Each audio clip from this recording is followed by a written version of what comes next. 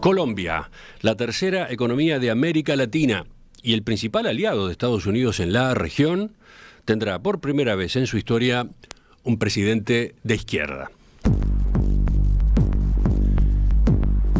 El senador Gustavo Petro, de 62 años, economista, exguerrillero del movimiento M-19, exalcalde de Bogotá, triunfó este domingo en la segunda vuelta de las elecciones presidenciales. Obtuvo 50,44% de los votos frente a 47,04% de su rival, el empresario independiente Rodolfo Hernández. Anoche, una vez confirmados los resultados, en su discurso frente a sus seguidores, Petro prometió paz, justicia social y justicia ambiental.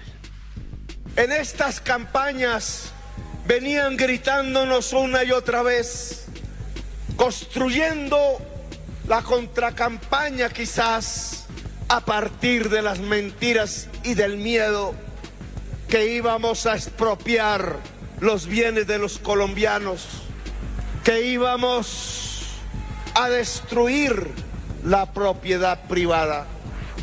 Pues bien, de manera franca, aquí les diría lo siguiente: nosotros vamos a desarrollar el capitalismo en Colombia.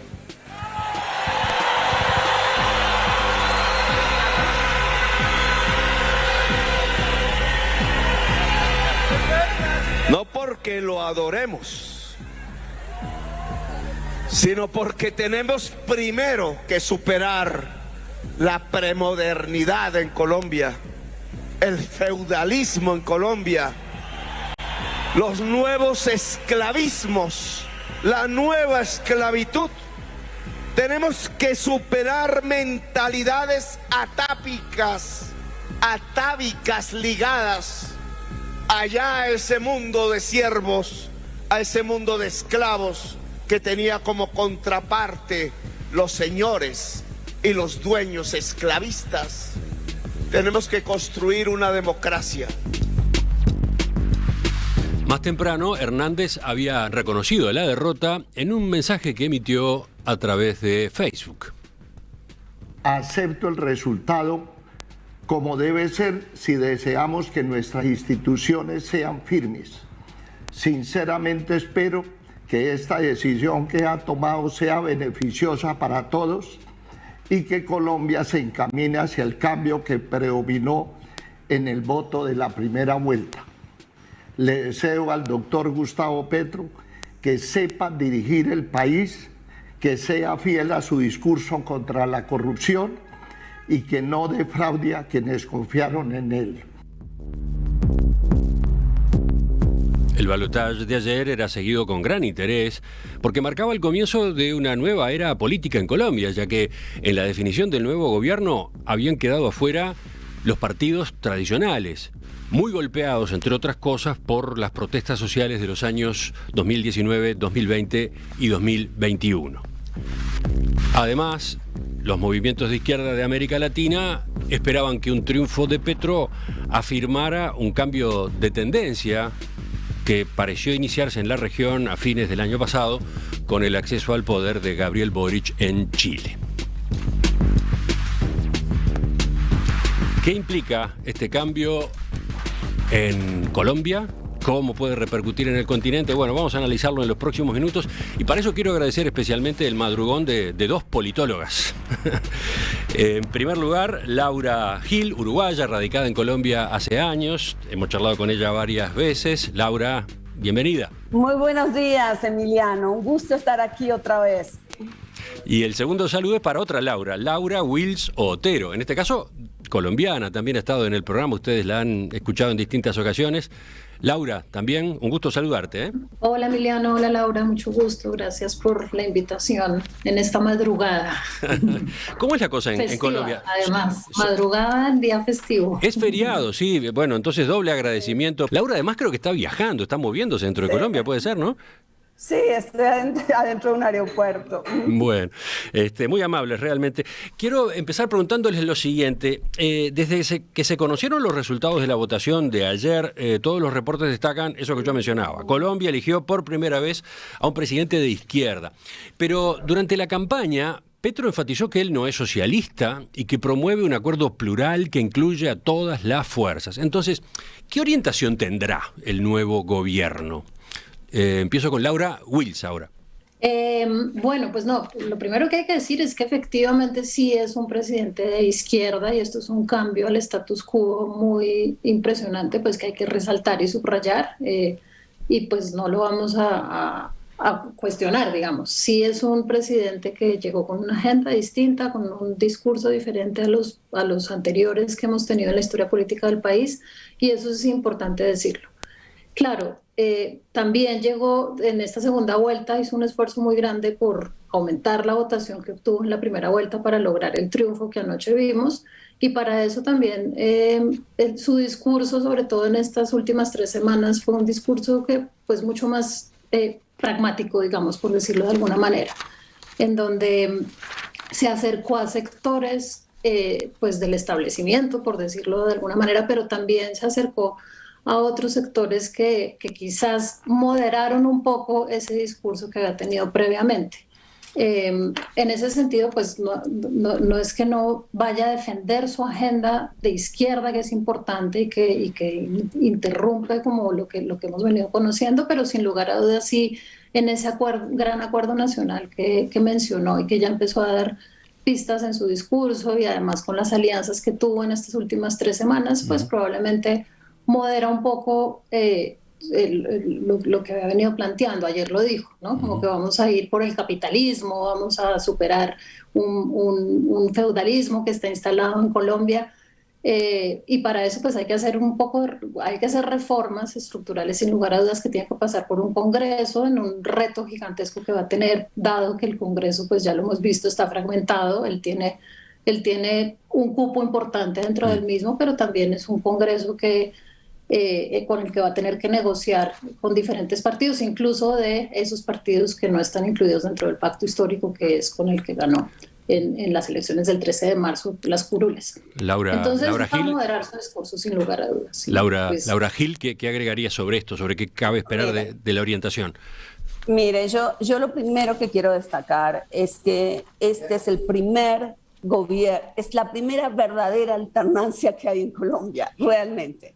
Ha habido gobiernos que han tenido programas de izquierda en el pasado, Alfonso López Pumarejo, hasta el mismo López Miquelsen, o sea, ha habido eso, pero siempre han representado al establecimiento. Esto es realmente histórico en el sentido en que por primera vez hay alternancia. Este es un ex guerrillero del M-19 que le apostó a la paz y que hoy llega a ser presidente. Entonces, sí, recordemos, integró la guerrilla de izquierda M-19 entre 1974 y 1990. Y cuando M-19 se desmoviliza en aquel año, 1990, el partido pasa a ser Alianza Democrática M-19, la segunda fuerza política más importante en la Asamblea Constituyente del año 91, y bajo ese partido es que él ya pasa a convertirse en parlamentario, ¿no? Por primera vez en el 91 cuando ingresa a la Cámara Baja. Exacto, esa es básicamente la historia y, digamos, esto es lo que representa. O sea, ayer cuando uno salía a las calles uno veía esa otra mitad de Colombia que había sido siempre políticamente invisible. Ahora, el país está partido, o sea, la otra opción sacó más de 10 millones de votos. El presidente electo es plenamente consciente de esto. Entonces, creo que el gobierno va a girar en 2 cosas. Es evidente que llegó con un programa de izquierda, es decir, la derecha no puede esperar que en aras de la reconciliación y el diálogo gobierne con un programa de derecha. Va a gobernar con el programa que planteó, pero está lo que ha venido diciendo en las últimas semanas y ratificó ayer en su discurso es que está abierto al diálogo. Y lo más importante... Sí, por ejemplo, enfatizó en la locución de anoche que habrá que dejar de lado el odio y los sectarismos. A eso voy. Queremos Mira lo que pasó. Colombia en su diversidad sea una sola. A eso voy, Emiliano. El país quedó muy, herido con las divisiones del plebiscito, el acuerdo de paz. Este es un país polarizado, pero él convocó a un acuerdo nacional sobre unas reglas básicas de funcionamiento de la sociedad. Él quiere un gran acuerdo nacional. Yo estuve en el grupo de las convocadas, de los convocados para, dinamizar este acuerdo nacional, Emiliano, y él nos dijo lo siguiente, él nos dijo, cuando yo me desmovilicé del M-19, yo pude hacer política sin odio. Había contradictores políticos, pero no había odio.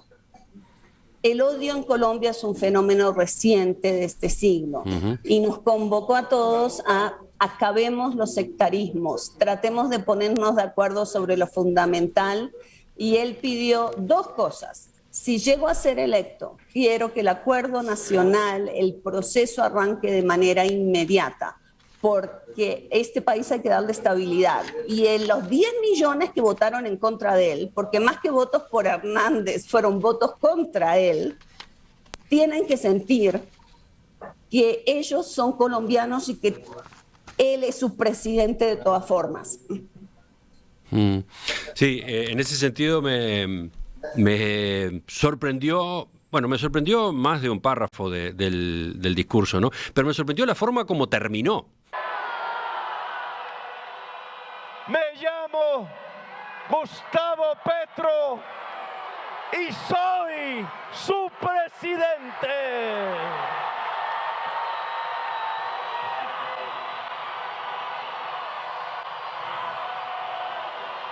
Los quiero mucho.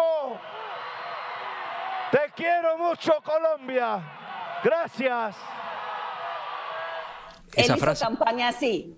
Soy Gustavo Petro y quiero ser su presidente. Ahí está. Y esta vez dijo, soy Gustavo Petro y ahora soy su presidente. Soy su presidente. Laura, sobre esto, sobre los desafíos que implica el pacto que ha propuesto, ¿qué impresión es la que tú tienes? ¿Cómo va a transcurrir esto? Laura Wills, me imagino. Sí, perdón, Laura Wills, ahí está. Es que además los apellidos aparecen. Y es que además, Emiliano, coincidimos en muchos lugares. Entonces la confusión, estamos acostumbradas. No, pues digamos, a mí me parece súper interesante el discurso que dio ayer, que ya comentabas tú sobre el acuerdo nacional que está proponiendo y que lo haya dicho tan rápidamente allí en esa tarima en donde... y no solamente en la tarima, sino a lo largo de la jornada y a lo largo de las semanas anteriores, en donde ya se empezó a ver que estaba haciendo reuniones con personas que participaron en otras campañas durante la primera vuelta, ¿no? Como con líderes de diferentes, pues los líderes del centro, muchos de ellos se unieron a Petro en esta segunda vuelta, salieron en los medios, estuvieron en reuniones cuyas fotos vimos en la prensa. Entonces ahí empezó un diálogo con esa otra parte de Colombia, pues que en la primera vuelta no estuvo con Gustavo Petro en su decisión de voto. Yo estuve siguiendo anoche la emisión de televisión, de Caracol y de los medios asociados. Me llamó la atención que en las reacciones políticas, cuando fueron entrevistando a dirigentes de distintos puntos del arco político colombiano, no había, opiniones negativas, ¿no? Digamos, en general lo que noté fue mucha apertura, mucha disposición a encarar esta etapa nueva, ¿no? Sí, sin duda. Y no solamente en el discurso y en las palabras que el nuevo presidente dio anoche, sino también por parte de los líderes de oposición. Por eso, a eso iba. También el candidato perdedor Rodolfo Hernández aceptando los resultados y poniéndose también a su disposición, digamos, para ayudar a Colombia. El mismo Álvaro Uribe Vélez reaccionó en un Twitter diciendo que pues que había que proteger la democracia. Bueno, no me acuerdo exactamente cuáles fueron sus palabras, pero digamos no hubo palabras que demeritaran el triunfo, que sospecharan del triunfo o que dijeran que esto había sido resultado de qué sé yo, de una campaña sucia, que la hubo, ¿no? O sea, hubo una campaña en las últimas 3 semanas que fue permeada también por cosas pues horribles, digamos, como muchos ataques. Bueno, ya lo sabíamos desde antes que iba a ocurrir, pero creo que lo que pasó anoche también, no solamente en las palabras que el nuevo presidente dio en la tarima y su vicepresidenta también, sino los otros líderes que reconocieron su triunfo, pues están reconociendo que Colombia finalmente es una democracia, y es una democracia que salió adelante en unas elecciones históricas. Esto es un hito importantísimo que reconocen ya los líderes del status quo también, y eso es muy importante, ¿no? Como que no haya habido denuncias de fraude o sospecha de las instituciones que estuvieron sesgando los resultados, qué sé yo. Entonces, también el hecho de que hayan ganado por una ventaja de más o menos 4 puntos porcentuales, pues es importante. Teníamos también temor de que la distancia entre uno y otro fuera muy pequeña y que ahí hubiera evidentemente la posibilidad de hacer denuncias de fraude por parte del comportamiento de la Registraduría Nacional. Entonces eso no pasó, los resultados salieron rapidísimo, es decir, a las 4:50 de la tarde ya sabíamos quién era el presidente elegido, y hubo esos votos porcentuales de 3 o 4 puntos que pues marcaron una diferencia importante. Entonces, una anotación al pasar: ustedes tienen horarios diferentes a los nuestros, costumbres de horarios diferentes a las nuestras. Bueno, la prueba es que están charlando con tanta tranquilidad antes de las 7 de la mañana de allá. Pero los horarios ayer también fueron diferentes a los nuestros. Como decía Laura Wills recién, el cierre de la votación fue a las 4 de la tarde, hora local, ¿no? 4 de la tarde. O sea, muy temprano estaba todo aclarado, porque además el conteo oficial fue especialmente rápido, ¿no? Fue especialmente rápido. ¿Qué ibas a agregar tú, Laura? Mira, yo quería reforzar la idea que estaba planteando mi tocaya, y es que en efecto ayer todo el mundo estuvo a la altura. El tema es cuánto va a durar, porque venimos de una campaña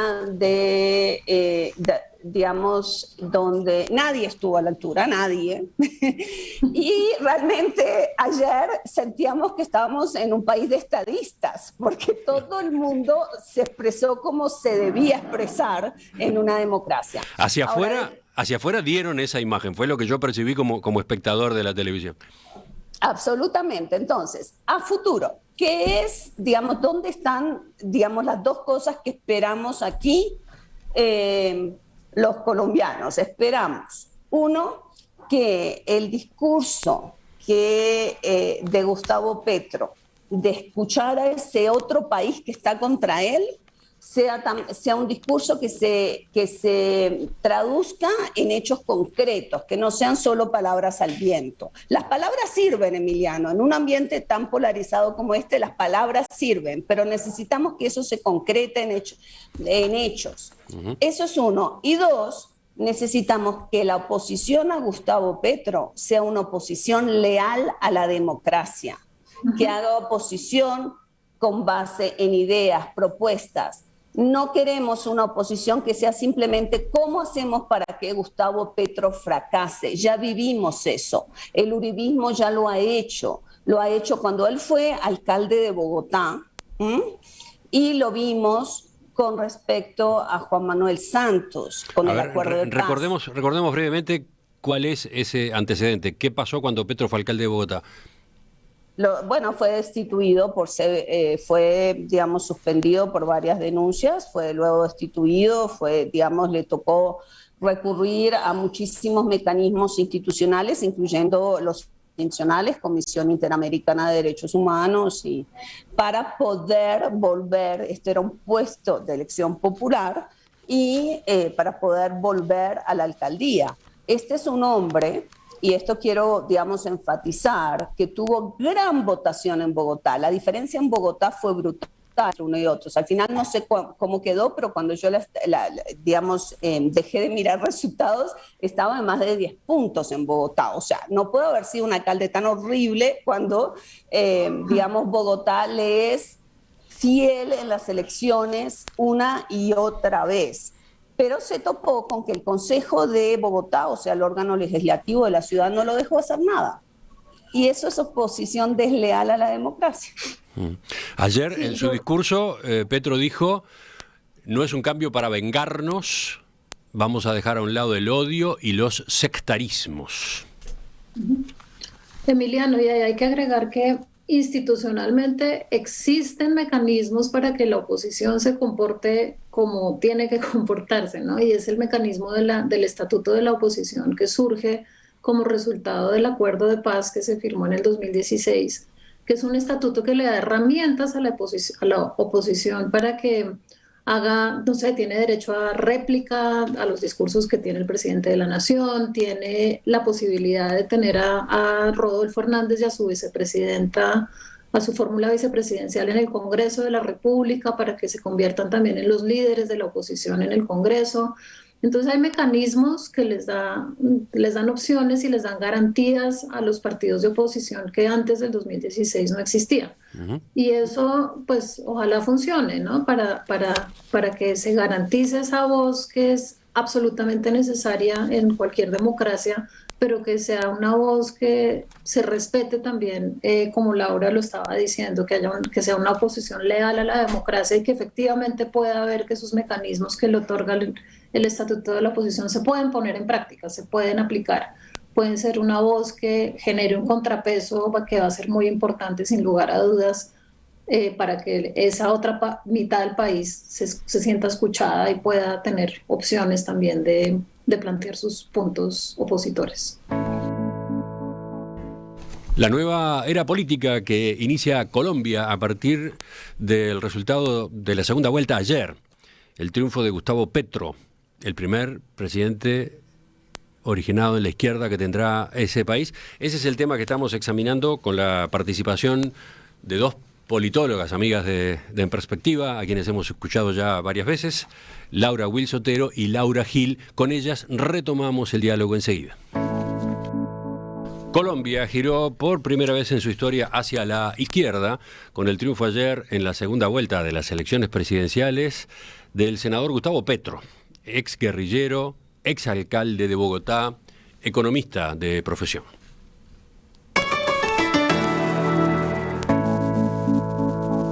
La paz es que la sociedad colombiana tenga oportunidades. La paz es que alguien como yo pueda ser presidente o alguien como Francia pueda ser vicepresidenta. La paz es que dejemos de matarnos los unos a los otros. Desde el gobierno que se iniciará el 7 de agosto, comenzará la paz integral en Colombia. A partir primero del gran diálogo nacional entre la sociedad colombiana toda.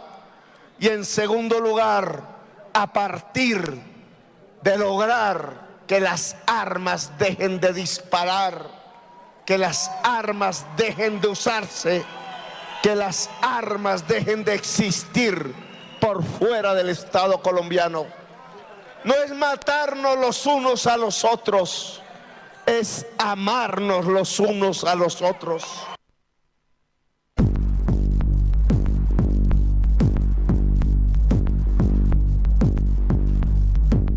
¿Qué significa este cambio en la vida política colombiana? Estamos analizándolo con dos politólogas, Laura Gil y Laura Wills Otero. Estamos hablando con ellas de algunas de las puntas que tiene esta noticia, las primeras, en todo caso, las primeras consideraciones. Por ejemplo, Laura Gil, ¿cómo se ubica Petro en su posicionamiento político? ¿Cómo puede llegar a traducirse esa ubicación en su gobierno en relación con gobiernos muy cercanos en la región? en relación a gobiernos como el de Venezuela, el de Cuba o el de Nicaragua?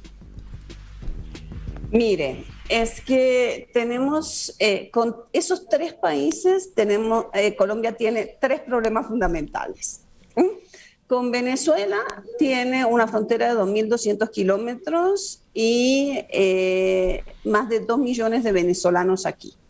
Entonces, parte de, digamos, de lo que habían propuesto ambos candidatos, porque esto no fue solamente Gustavo Petro, sino fue también Rodolfo Hernández, es reiniciar las relaciones diplomáticas con Venezuela, lo que significa que hay que reconocer a Nicolás Maduro como jefe de Estado. No necesariamente significa reconocer la legitimidad, pero significa reconocer que el que gobierna ahí es Nicolás Maduro, no Juan Guaidó. Y, sí, recordemos, hubo enfrentamientos muy duros entre los gobiernos anteriores de Colombia y el gobierno de Nicolás Maduro, ¿no?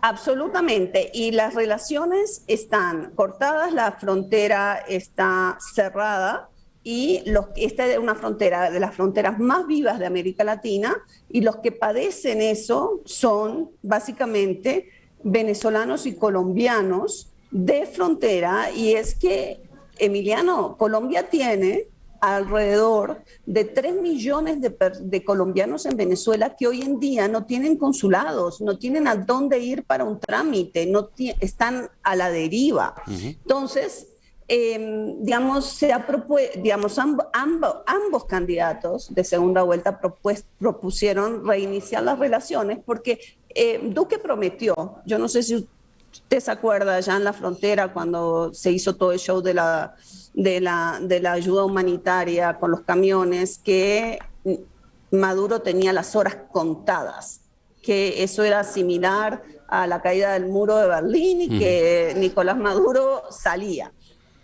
La política de Duque fracasó, el cerco diplomático fracasó. Entonces, creo que Petro va a hacer, creo que 3 cosas. 1, relaciones consulares de manera inmediata. 2, relaciones diplomáticas con base en una negociación, porque al fin y al cabo la estabilización de la frontera necesita también compromisos de Nicolás Maduro.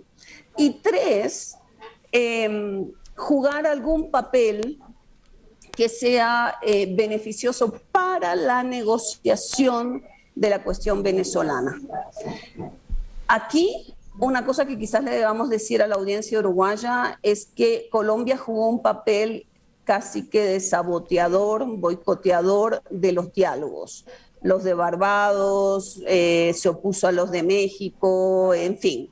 Ha tenido un papel muy crítico de cualquier diálogo que se pueda dar para resolver la situación.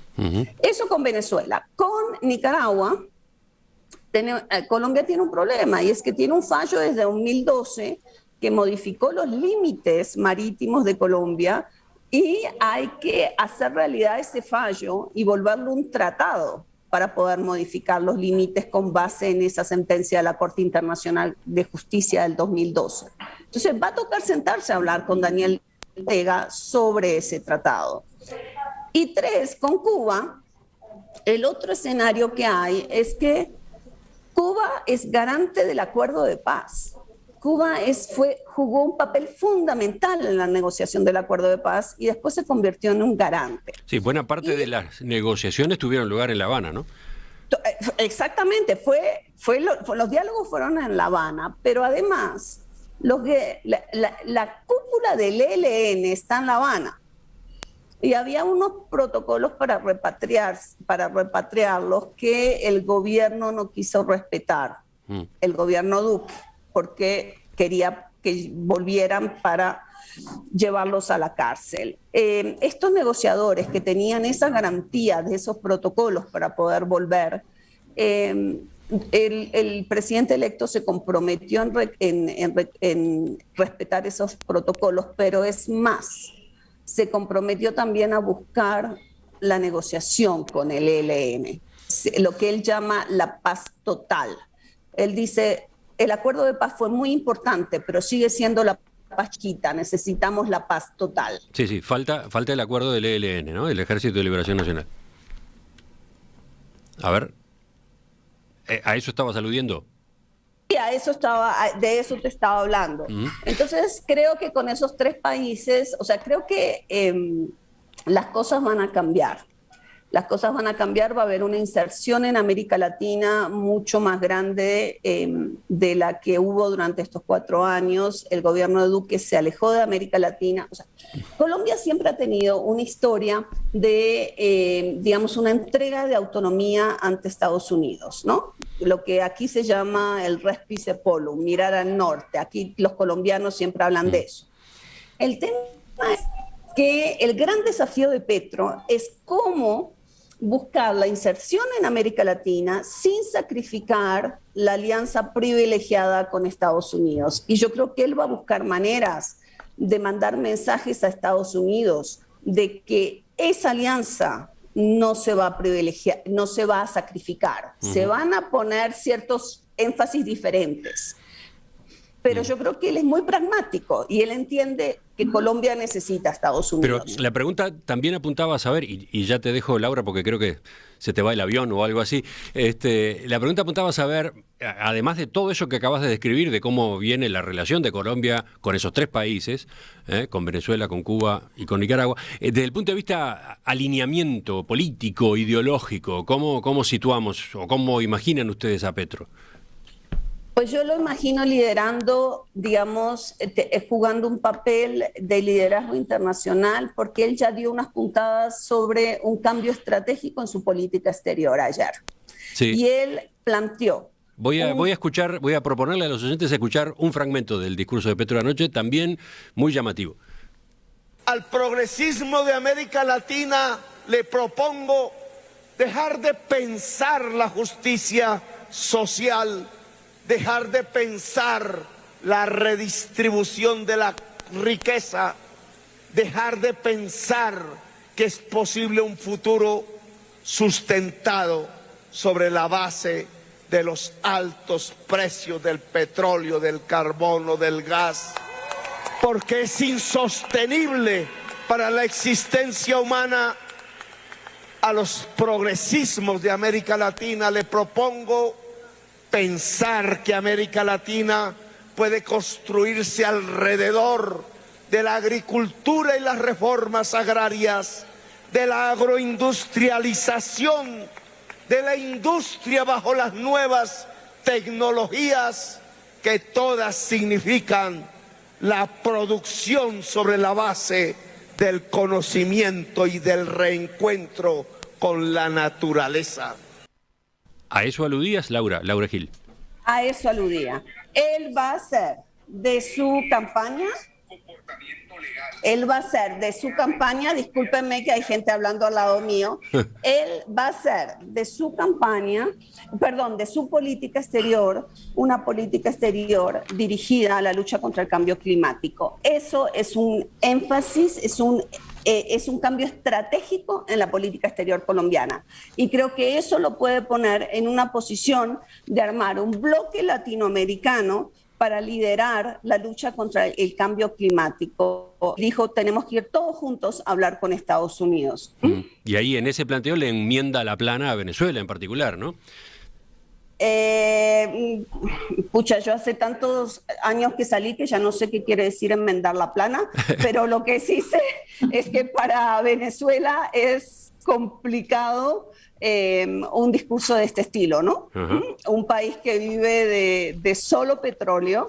Es muy, muy complicado un discurso del vecino más importante discutiendo básicamente cómo alejarse del petróleo. Laura Gil, ahora sí, te dejo tomarte el avión. Ahora sí, chao. Un saludo a todos mis compatriotas por allá. Muchas gracias por tu presencia hoy. Y sigo con Laura Will Sotero. ¿Cómo se puede vislumbrar el diálogo con el sector empresarial y con los mercados, donde hubo dudas o recelos con respecto a Petro, que por ejemplo, entre otras cosas, plantea una reforma tributaria? Pues Emiliano, ayer justo después del triunfo de Petro y de su discurso, los empresarios también reaccionó el sector, la Asociación Nacional de Industriales bajo su presidente, el sector agrícola, la sociedad de agricultores, el sector bancario, el sector de comerciantes, de la construcción, y todos mandaron un mensaje también de diálogo con el gobierno elegido, como de apertura para hacer cosas juntos, para lograr que se avance también en la dirección de los intereses que tiene el empresariado. Entonces yo creo que ahí también hubo una reacción positiva. Yo creo que ahí también Petro va a ser muy pragmático y los empresarios también lo van a hacer. Por supuesto hay que garantizarles desde el inicio, desde los primeros días de su gobierno, que van a tener seguridad jurídica para que puedan continuar con su enmienda de hacer negocios en Colombia. Entonces yo creo que ahí también desde ayer hubo un mensaje alentador en ese sentido, ¿no? Como que bueno, acá vamos a trabajar juntos también con el empresariado y dejar a un lado esas ideas de que va a hacerles la guerra, digamos, por decirlo con una palabra que no está bienvenida en este momento en este país, dado que pues lo que ayer pasó fue algo que hay que resaltar también como no hubo eventos de violencia ni siquiera manifestados durante la jornada electoral. Entonces yo creo que ahí también... Dos frases del discurso de anoche de Petro en esta materia. Una que puede haber impresionado, digamos, incluso dentro de la izquierda latinoamericana. Dijo, no se puede redistribuir sin producir. Pero también dijo, vamos a desarrollar el capitalismo en Colombia. Otra frase fuerte, aunque ahí aparecieron ya a continuación los matices. No porque idolatremos el capitalismo, sino porque hay que superar el feudalismo y el atraso en nuestro país. De ese proceso saldrá, dijo, una economía fuerte, productiva y que respete el medio ambiente. Sí, de acuerdo. Yo creo que pues ahí nuevamente creo que va a haber mucho pragmatismo, ¿no? Como que ya electo Gustavo Petro y a sabiendas que también hay que pues que acá en los gobiernos anteriores ha habido un empresariado pues que se ha venido consolidando, pues yo creo que lo que va a hacer es entrar en diálogo con este empresariado y sacar adelante, pues digamos, no amenazarlos con que va a haber expropiación y con que va a haber unos impuestos enormes que va a pagar. En fin, sí, seguramente sí va a proteger la industria nacional, seguramente va a intentar reformas tributarias que aumenten la posibilidad de recaudar dinero para las empresas más grandes, lo ha dicho. Pero también creo que va a ser pues por lo menos en este inicio de palabras y de discursos, una invitación a trabajar unidos. Sí, la reacción del sector empresarial se va a traducir en todo caso en los mercados, va a haber una señal en los mercados, pero eso no será hoy justamente, ¿no? Porque hoy es feriado, habrá que esperar a mañana. Sí, tendremos que esperar a mañana a ver qué pasa con esto. Petro insiste mucho en que va a priorizar el ataque a la pobreza y a la indigencia. ¿Podríamos detenernos brevemente en este factor? ¿40% de la pobreza en Colombia? Enorme, pues es un porcentaje muy alto. 22 millones de personas. Desmejorado además, los índices de pobreza aumentaron además tras la pandemia. Y pues además de pobreza es un país enormemente desigual, ¿no? Como que acá el nivel de desigualdad es altísimo y en parte de la explicación del éxito del triunfo de Petro tiene que ver también con esa propuesta de hacer cosas para acabar o por lo menos disminuir la pobreza y disminuir la desigualdad. Durante la alcaldía de Petro él tuvo logros en ese sentido, tuvo logros en los índices de pobreza que disminuyeron en la ciudad, y parte de los bogotanos votando ayer por Petro tiene que ver con eso, no solamente con eso, pero tiene que ver con que él hizo políticas que, no sé, le llevó a la gente más pobre agua, por ejemplo, de manera gratuita, ¿no? Entonces él tiene atravesado ese tema a lo largo de su discurso y seguramente va a hacer cosas para tratar de disminuir la pobreza, generar empleo también, dándole condiciones a las pequeñas empresas que se crean en Colombia a través de negocios pequeños que puedan salir a resaltar y a generar un poco más de riqueza en la población más pobre de Colombia. Un antecedente importante del pasado reciente, las grandes protestas sociales, ¿no? Las del 2021, pero que tenían a su vez el periodo previo, antes de la pandemia, ¿no? Y durante, las de los años 2019 y 2020. Protestas que generaron una tensión fuerte con los partidos tradicionales y con el gobierno en particular, aquellas protestas que algunos llamaron estallido social, que en su última etapa se encadenaron por el anuncio de un proyecto de reforma tributaria y que terminaron con represión muy violenta, ¿no?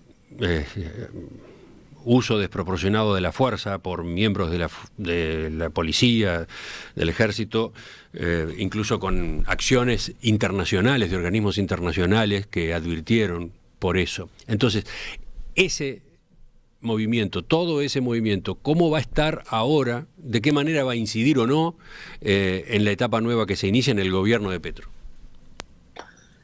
Claro, ese es un tema súper importante porque, digamos, las movilizaciones del 2019 y el triunfo de anoche de Petro están muy relacionadas. Ese estallido social en donde se expresaron como todos los dolores que tiene este país a lo largo de muchos años, por causas estructurales que explican el momento que vivimos en ese entonces del 2019 y después 2020, 2021 cuando continuaron las movilizaciones. Entonces ahí hay un desafío gigantesco de poder canalizar todas esas demandas ciudadanas que se expresaron en las calles en esas movilizaciones a través de políticas públicas, ¿no? Y en ese momento ese estallido social estaba... eran muchísimos sectores de la sociedad los que se estaban expresando allí. No hubo... no, digamos, estaban los jóvenes, estaban los estudiantes, estaban los trabajadores, estaban los profesores, estaban los sectores sociales, los movimientos, los líderes, en fin.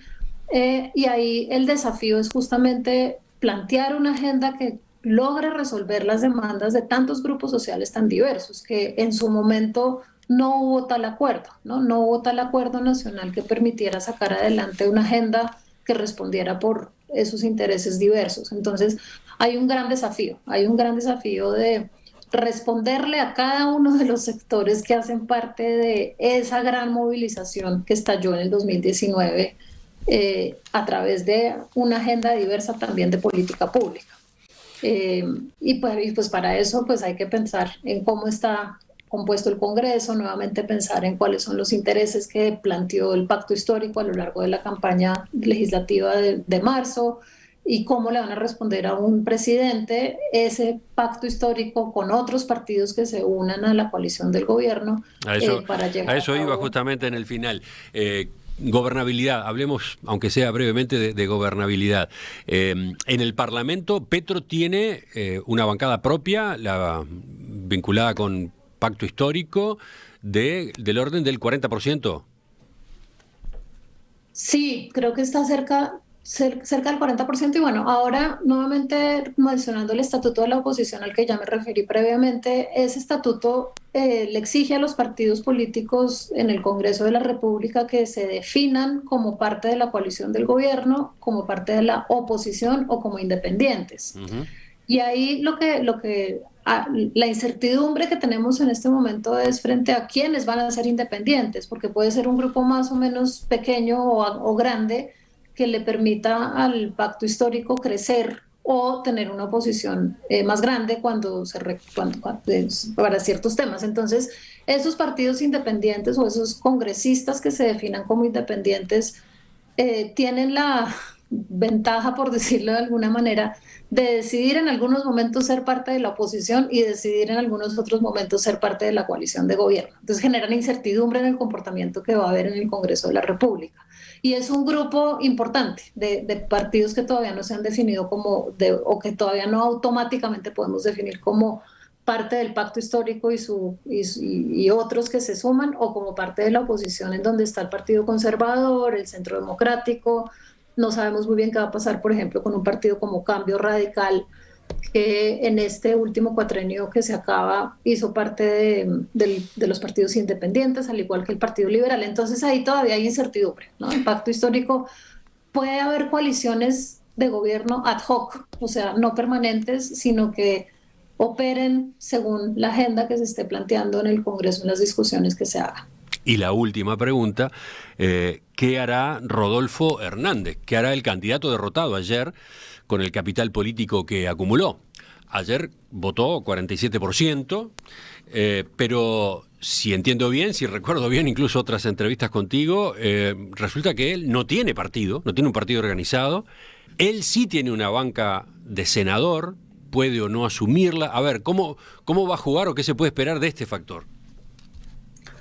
Las últimas noticias hasta ayer en la noche, antes de acostarme a dormir, era que tanto él como su vicepresidenta, su fórmula vicepresidencial, estaban dispuestos a asumir los escaños en el Congreso, él en el Senado, él en la Cámara de Representantes, y bajo el estatuto de la oposición convertirse en los líderes de la oposición. Sin embargo, dada la carencia de maquinaria de partido, de organización que tienen ellos, pues no es tan sencillo, ¿no?